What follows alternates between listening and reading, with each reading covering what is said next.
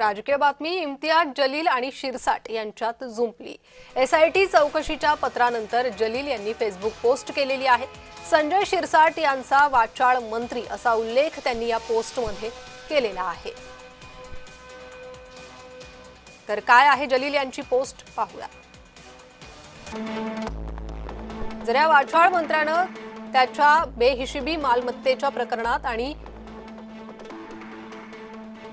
इतर प्रकरणात विट्स हॉटेलच्या खरेदी प्रकरणात गरीब दलित कुटुंबांना वाटप केलेली सरकारी जमीन मुलाच्या नावावर हस्तांतरित करणे, शेंद्रा येथील ट्रक टर्मिनससाठी राखीव असलेली औद्योगिक जमीन आरक्षण बदलून बळकावणे आणि पुन्हा तीच जमीन मुलाला वाटप करणे, आधी उद्योग सुरू करण्यासाठी आणि एकदा जमीन मिळवल्यावर आता गोदाम बांधणे यासारख्या इतर प्रकरणांमध्ये उच्चस्तरीय चौकशीसाठी मुख्यमंत्र्यांना आणखी एक पत्र लिहिल्यास मी या चौकशीला सामोरे जाण्यास तयार आहे।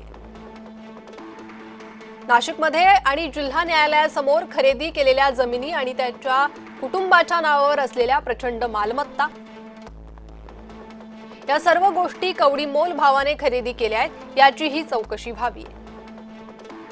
मला खात्री आहे की हे सर्व गुवाहाटीच्या खोक्यांनी विकत घेतलेले नसेल असं त्यांनी म्हटलंय।